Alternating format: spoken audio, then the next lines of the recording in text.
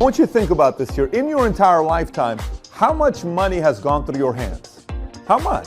Let me explain to you what I mean by this. Maybe you made $73,000 last year, 28 years old. And the first time you got a check was 14 years old, it was $100. Add that whole thing up. You'll come out with a number, $493,000 or $1.9 million or $6.3 million, depending on who it is watching this video. The question is this: how much is left in your wallet? Truly, what is in your wallet? Not what's in your wallet with capital choice. I'm talking like really, what's in your wallet? What do you have left? How much savings do you have left? And if you're not too happy with this question, it's very simple.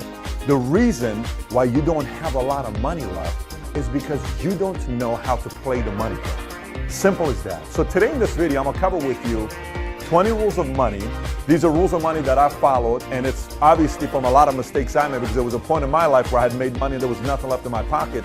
So I'm telling you from experiences. But rule number one is the most important one, and it's the one you have to buy into immediately. It's very simple. You can fight it, say whatever you want to do to it. It's a rule. And the rule is, it's a game. Money is a game. And the great thing about any game is the following thing. No matter what game you play the most, eventually get good at it. If I've never played chess and I play you and you played 100 times chess, you're probably gonna beat me. If I have played Monopoly 1,000 times and you played 3 times, I'm probably gonna beat you because it's a game.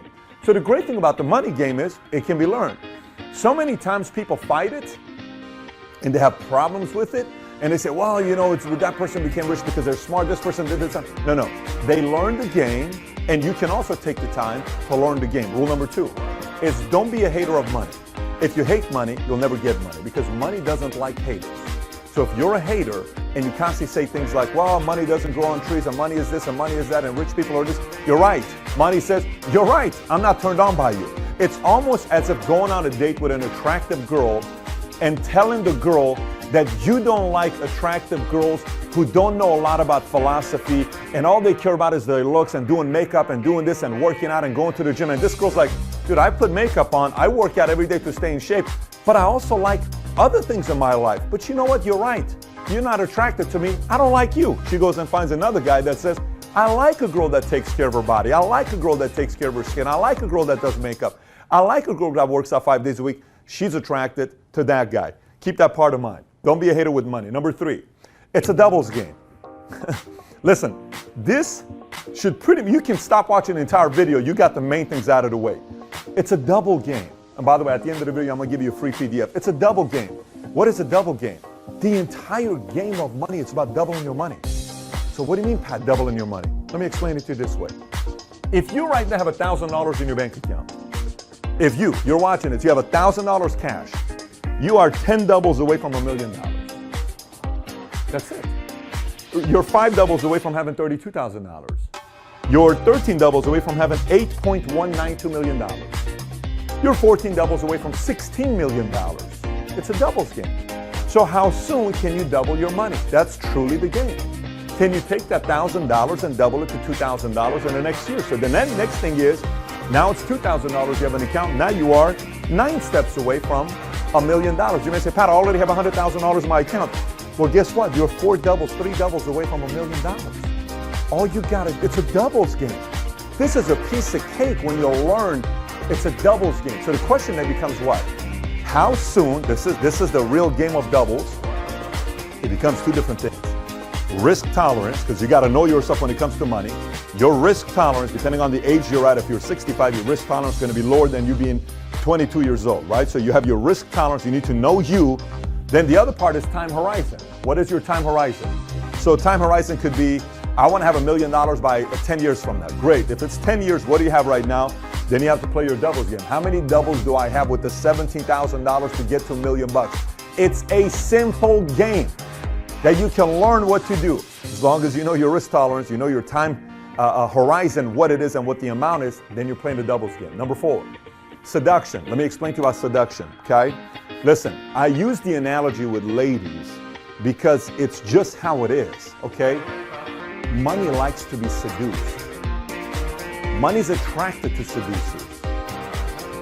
Just like a woman doesn't like a desperate man, money doesn't like desperate people. Money's not attracted to desperate people who want it so bad because they want to make this money and show it off to everybody. No. Money seduce. You need to seduce money. Seduce money. And all of a sudden money says, ooh, I like this guy. I like this girl. Oh my gosh, I'm turned on to you. Don't let money seduce you. You seduce money. It's a seduction game. So whoever learns the seduction game with money, all of a sudden money starts coming from all over the place to you because money is turned on by people that know exactly what they're doing. Money likes investors who know what they're doing. Okay, a girl goes on a date with a guy that knows what he's doing, she's most likely to come back, and then there's experience. So learn how to seduce money. Once you learn this whole thing, you'll get better at this game as well. Next, timing. Timing when it comes down to money. Let me explain about timing. I'm not talking timing like this is the best time to invest into Snapchat or this is the best time to buy the IPO of Facebook and etc. I'm not talking that timing. Although that's a whole different conversation with timing.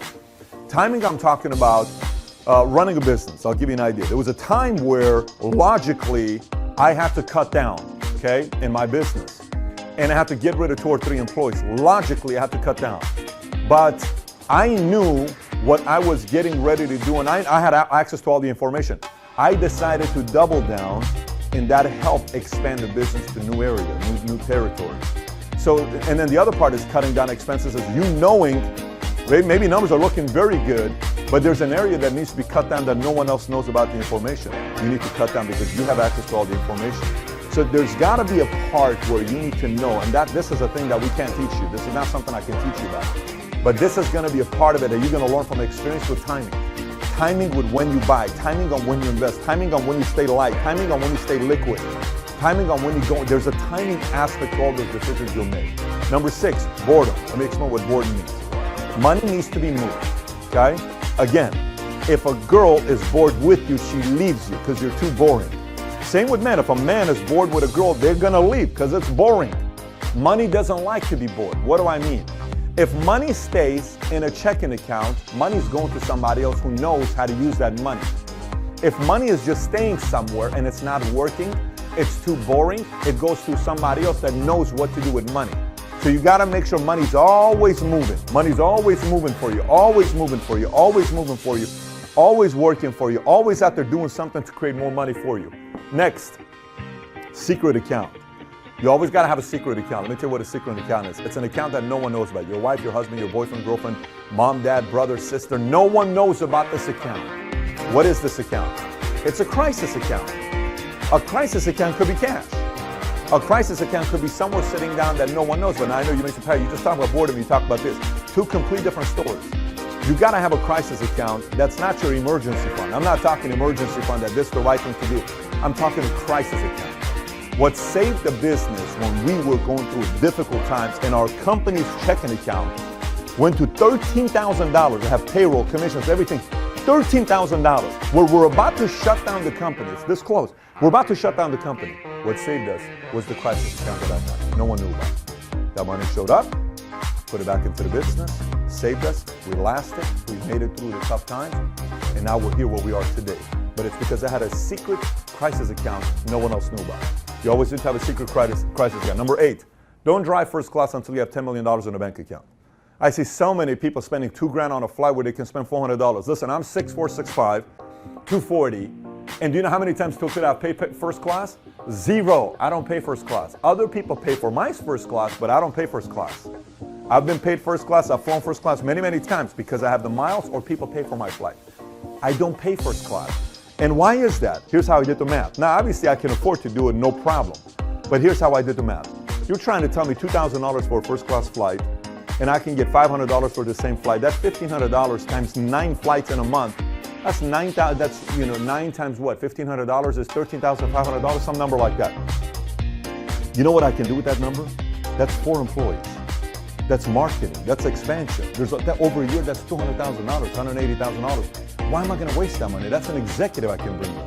That's 2 incredible employees I can bring in. I don't pay first class. Other people pay first class. Once you get $10 million and you want to do it, that's great. At that point, you may want to get yourself a private jet, but don't fly first class. Next, comp plan. Let me explain to you what I mean by comp plan. So, no matter what country you live in, okay, I get emails from 100 plus countries around the world, and Some of you guys and I talk through your communistic system, how you're upset, and you ask me what to do, and I tell you, if it's not going to change, you have to leave. You have to leave a communistic regime you're a part of. Some of you are in socialistic places, France, taxes, Spain. You're upset with the taxes being at where it's at, and I tell you, if you don't see the horizon changing, you need to adjust. But regardless of where you're at, rule number one about your comp plan. Your comp plan in whatever country you live in is your taxes. Study how you get taxed, because that's your comp plan. And let me explain to you why the comp plan in America does so well. A lot of people say things like this. They'll say, you know what? I can't believe the tax structure in America benefits business owners.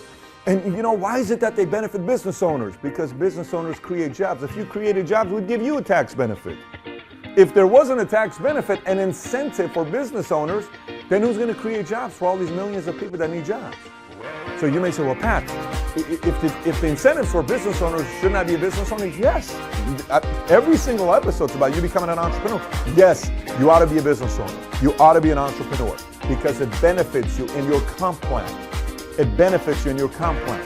And position yourself properly by knowing what your comp plan is. Rule number 10, end of the world mentality. Listen, CNN, MSNBC, Fox, Susie Orman, Dave Ramsey, whatever these names you want to go through, all of these names, put them all together. You know what they get paid to do? They get paid to sell crisis. Because if it happens, you got to be ready for it. Okay? And so what happens a lot of times is people get afraid and they think it's the end of the world. And like that 2008, when the market crisis took place, the market went all the way down to 6,000 some, Dow Jones did. Everybody started pulling their money out. It's at $21,000 today, 21,000 points today. Imagine if you left the money in. How much compounding money was lost? Simply because you thought it was the end of the world. Simply because you thought there was a nuclear world that was going to happen all over the world. By the way, let me explain to you. If truly a nuclear war is going to happen, do you really think your money matters? Come on. We're not going to exist. So you got to act as if there's no nuclear war that's going to take place and panic so much when everybody tells you everything. And you got to learn how to manage those times when 90% of the world thinks it's the end of the world. You got to be ready. So how do you do that? Let me explain. I was part of the community that it's always the end of the world until I realized how you become wealthy is during this time. During this time when it's the end of the world, you know who wins? Those who have cash. This is why it's important to have cash set aside. And I'm not talking boredom money. I'm talking cash set aside when it's the end of the world for you to buy stuff. Every time crisis takes place, a lot of people become wealthy. A lot of people become wealthy because everything's on sale. Everything's on sale when there's crisis. People sell their exotics because they can't afford it. People sell their artwork for 1/5 of a price. Homes sell for 1/2 of a price. Investments, all these things is for sale during the time when there's the end of the world type of mentality. So you got to have a strategy for this time. Some say market's about to tank again in the next 2-3 years. I don't know if it is going to tank in the next 2-3 years. Here's what I do know. It's going to tank in the next 20 years, and I'm ready for it. I have to be ready for it because there's going to be opportunities. You also got to be ready for it. Number 11, study your politicians, especially your president. Let me explain to you why. You got to know what your politician and your local community is going to do and what their philosophies are. Here's why you need to know their philosophies. If their philosophy is to do heavy-duty taxing on you, you need to adjust accordingly. If their philosophy is to cut down taxes, you need to adjust accordingly. People ask me, Pat, what am I going to do with Trump? Start a business. Taxes are being cut. Go make your millions of dollars the next 4 years. And if it's 8 years, go make your money and adjust. Everything's about adjustment. But you can't not know what their philosophies are. You need to know the philosophies of the politicians in your community. Number 12, study smart investors, but don't be too religious about them. Like, for instance, you ought to read everything Warren Buffett's got. Read every single thing Warren Buffett's got. Every single thing. Read any of the books that he's got, go read them. Because what he's going to teach you is his way of thinking, his mindset. He's going to teach you the way he's thinking. Like some people said, why did Warren Buffett spend $35 million to buy silver 6 years ago? And why did he all of a sudden, why does he not do any technology and stays away with it? You know, why does he? These are philosophies. The thing that you got to respect about Warren Buffett, when he says, I don't do technology, he didn't do technology. So he stuck to a philosophy long enough until it worked. Study smart investors. Number 13, play your game. Don't compare. Let me explain. This is extremely problematic to a lot of people because let's just say on this doubles game, you're here. And let's just say your cousin is here. Why are you comparing yourself to him? You need to play your doubles game. Let's say you're here. Let's say your best friend is here. It's not the same game. He's 4 doubles ahead of you. It's not the same game. You just got to make sure you play your game. You can't say I'm going to play my game at the level of what the other guys are, because when you do it that way, you make reckless decisions and you lose a double. You don't want to lose doubles. You want to gain doubles.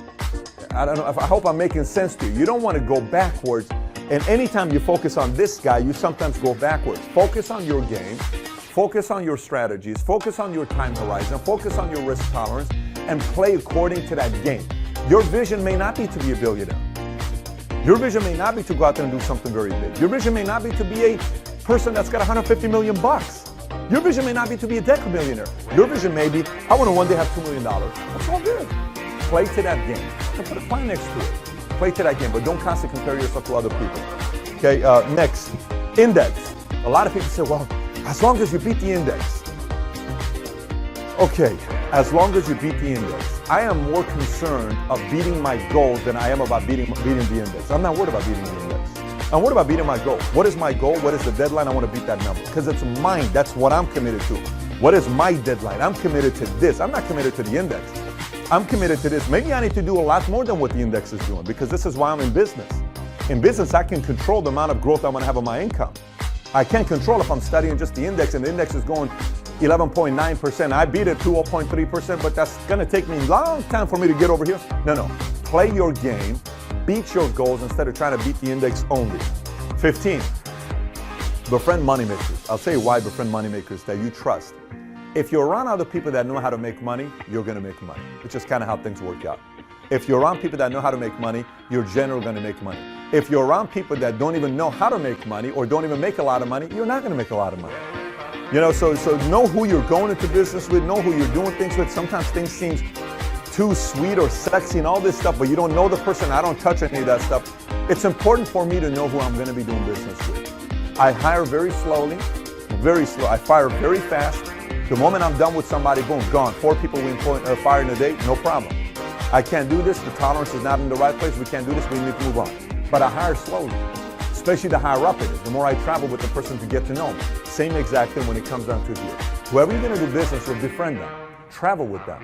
If somebody's extremely wealthy, go to dinner with them. Get to know their wife. See how they're around their kids. Kind of see their standards of living. See their discipline. See their behavior. And then say, I like this person. I like what their friends say about him. I like how his cousin talks. I like how this is a person I can do money and business with. Number 16. Diversification is for absolute sissies. Okay? So if you're a sissy and your risk tolerance is very low, it's okay. It's okay to be a sissy. A lot of people are sissies. But if you truly want to create wealth and you're wondering why in your lifetime you've worked for 17 years and you don't have a single penny and you've made $617,000, yet you only have $6,000 to show for it, there's a problem there. There's a problem there. What is the problem?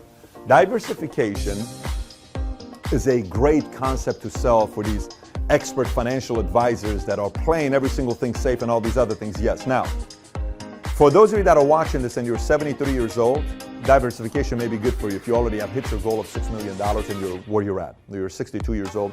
I respect the fact that you've already hit your numbers. That's solid. Risk tolerance lower, time horizon lower. Okay, you're playing a different game. I'm talking mainly for the people that are in the offensive mode of their life, that you're trying to get here. Maybe you're around this market. I'm not talking to the people that are here. I'm talking to the people that are here. You're trying to get your doubles to go quickly, faster. If you just rely on diversification, 20, 30, 40 years, well, then you just got to know that it's going to take 40 years, it's going to take 30 years. Maybe. That's if everything goes the way it's supposed to be going. So I don't recommend just relying on diversification to take you to where you want to get to. 17. The game is about leverage. Everything is leverage. Now let me explain what leverage means. I'm not saying leverage going to debt with everything. I'm not talking leverage like that. I'm talking leverage period. What can leverage be? Leverage your business. How can you grow your business if you're running a business? How can you leverage to have more support? How can you leverage to sell more? How can you leverage to expand more? How can you leverage to increase the value of your business more? How can you leverage to market yourself more? How can you leverage to get to the customer faster? How can you leverage to increase the speed of growth of your business? How can you leverage to get certain things going? How can you leverage? Everything is a leverage game.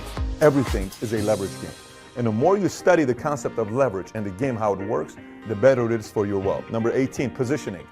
Positioning has to do with, for instance, I'll tell you what positioning is. We can do a whole thing on positioning, but I'm just going to give it to you in a shorter sense. Positioning.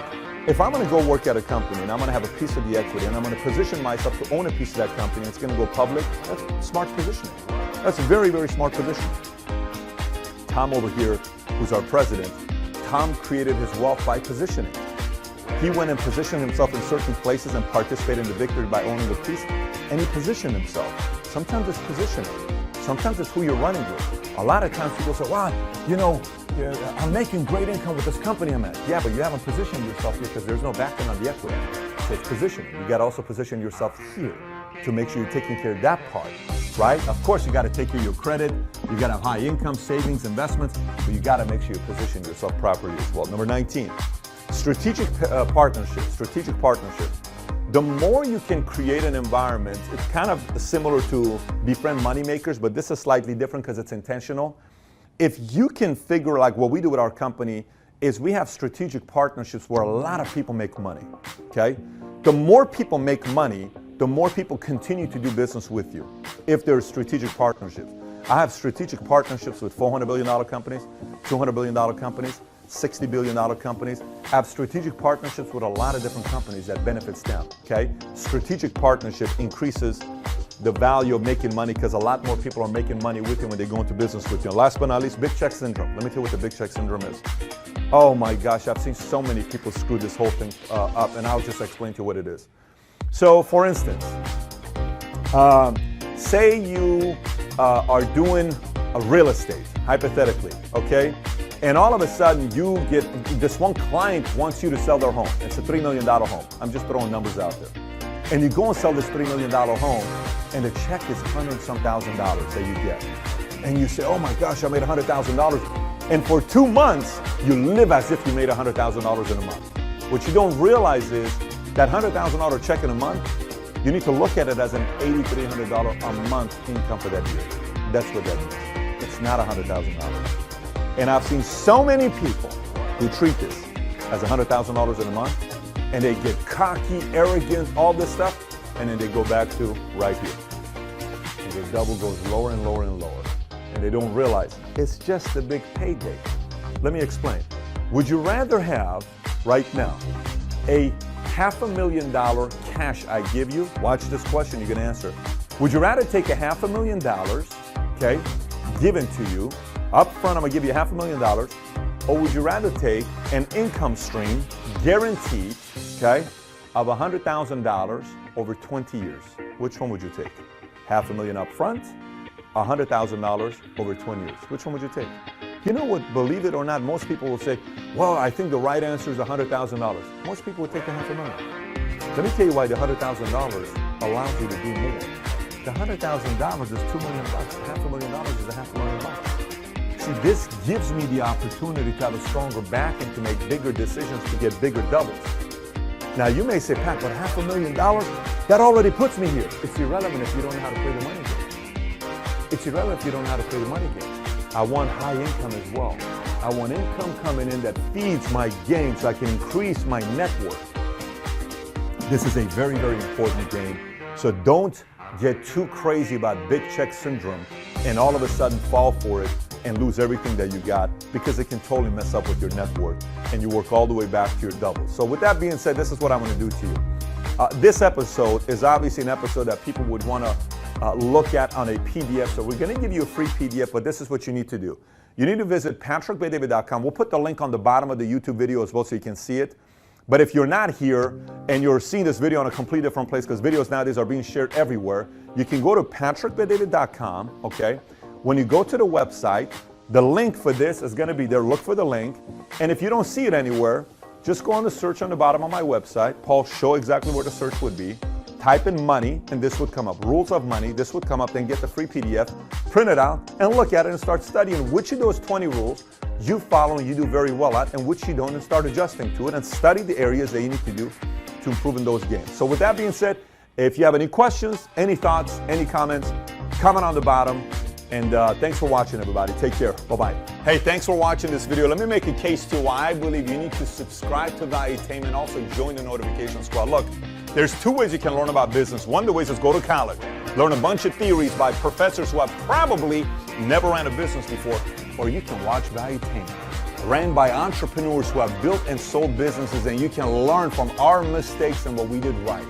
And by the way, I'm willing to bet anybody who goes and takes this boring route versus watches valuetainment, I'm putting my money, this person who watches valuetainment is gonna beat the person who goes to college. You don't believe me? Test me on this. This is why I'm so certain you need to subscribe to valuetainment. I am a magnet for money. Prosperity is drawn to me. I move from poverty thinking to abundance thinking. I am worthy of making more money. I'm open and receptive to all the wealth life offers me.